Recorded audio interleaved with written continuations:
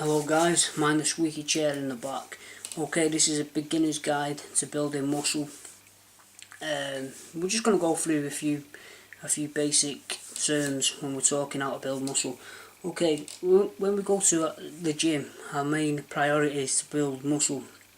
Okay, muscle's not built overnight, and we can get very discouraged by walking in a gym and seeing these guys that are huge and picking massive weights up.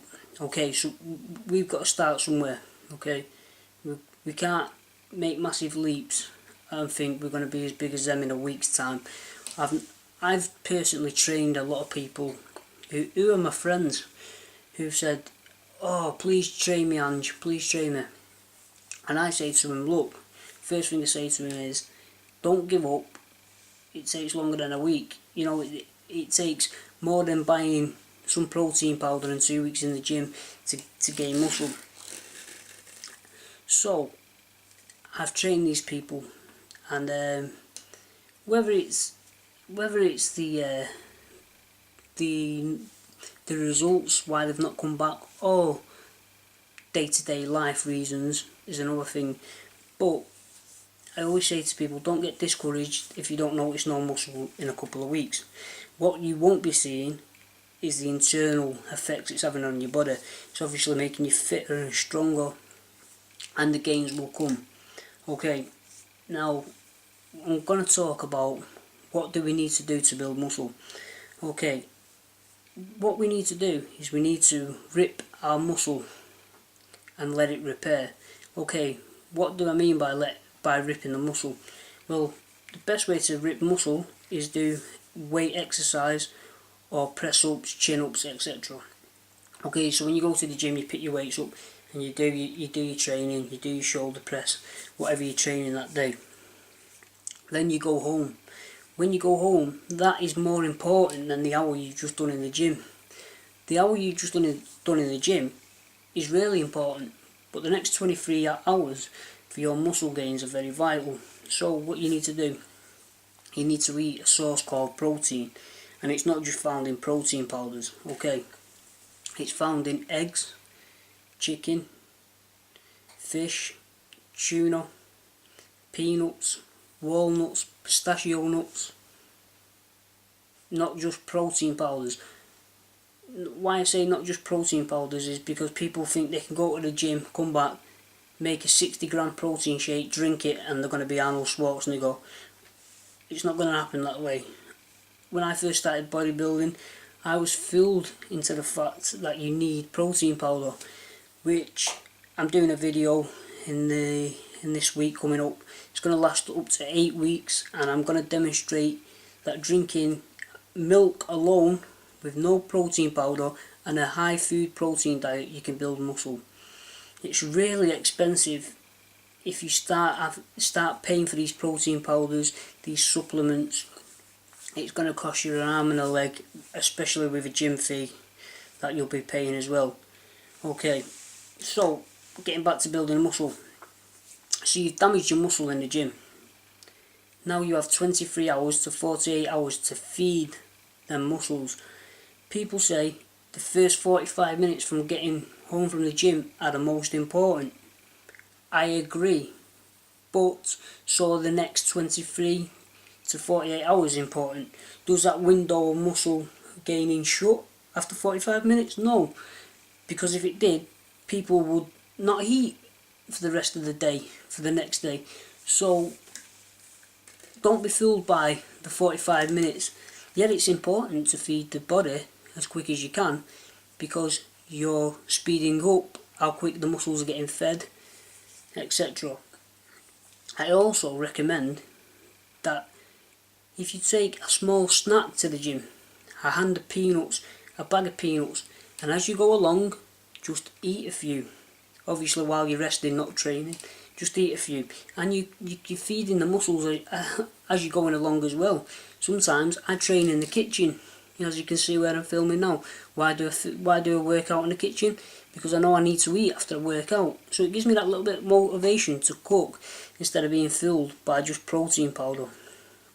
Okay, so the first things when we start off in the gym, what we're trying to do, we're trying to damage the muscle by training correctly, and then we're trying to repair the muscle by taking protein. So the best way I can explain to you, okay, no scientific form apart from basic logic, is when you damage your muscle through weight training, it's like a piece of meat and it goes and it tears the fibre. By eating meat, protein, it builds it and it joins it together and it builds it bigger and bigger. And every time you go to the gym and you do this, this is the repairing process that will in the end build your muscle. Okay, so now we've talked about that, I'm going to move on to what do I want to talk about. Okay, these workout videos that you might see, example P90X, Insanity, SUMBA, there's many out there to name. What I want to speak to you about is the people that you see on the before picture and then after picture. Okay, they may have been grossly overweight and then in extreme condition on the right. The picture on the left was taken when they were really out of shape, okay? But most of these people never told you that before they were grossly out of shape, they were in some kind of condition, okay? Now why don't they mention this? Because then you will question the video, the workouts that they're showing. Now why I'm telling you this is because I used to train at a place called Flex and Tone, and Mike told me, the guy who owned it, he said muscle is like a balloon, and once it's been pumped and stretched, you'll get there again. Okay, it's also a memory. Your muscles have memory. That's why it's not always good to train the same way day in, day out, because like anything you do, your brain, it'll get bored. Same with a muscle, it'll get bored and stop working and stop growing. You've got to keep changing, you've got to keep adding weight, etc. So going back to this topic, so they were grossly overweight and then they did that training video and they were in superb condition. Okay, under that layer of fat they've just put on, okay, under the stomach lies a six-pack. Under all that fat lies muscle. So all they have to do is taper down. And by tapering down, it will take them 60 days. But if they were grossly overweight and never did a weight session in their life, it would not take 60 days, it would take a lot longer to get defined muscles, etc. So don't be fooled by these 60 days, 90 days workout videos. Don't get me wrong, anything short term that's going to get someone off the couch doing a workout or getting interested in sports, activities, fitness and strength conditioning is great, but don't solely rely on a video that you stick in and press a button. And don't be sold these stupid dreams that they've gone from a size 22 waist to a size 6 overnight. Basic mechanics tells you can't do that unless you're on some kind of high strict diet plan or you're on some kind of burning fat supplement. So anyway, we've talked about that now. Also, while we're on the topic and I've got it rolling, what I'm ashamed about in the bodybuilding industry is a lot of people, a lot of magazines. So you've got your fitness magazines, you've got your training tip magazines, and you're opening them and you're looking for a good program, you're looking for a tip, what can you do next? And all it is pure advertising. It's people advertising protein powders, the next creatine, the next energy boost drink, and then you'll see this huge man and he'll have a box of protein in his hand, and again it's subliminal message. Do you think this guy got that big just by taking protein powder? Yeah, well, you don't ask these questions. What else is he on? Is he on steroids? Is he on, has he got a personal chef? Has he got a dietitian? Come on guys, get with it, right? If you want to build muscle, you've got to do it the correct way, and it's not just by reading into these scams about buying protein powder. Yeah, it's about training hard, and it takes a lifetime to get the best results.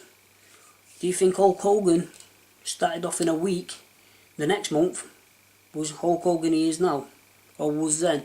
Do you think The Rock got like that overnight? You know, do you think Arnold Schwarzenegger? No.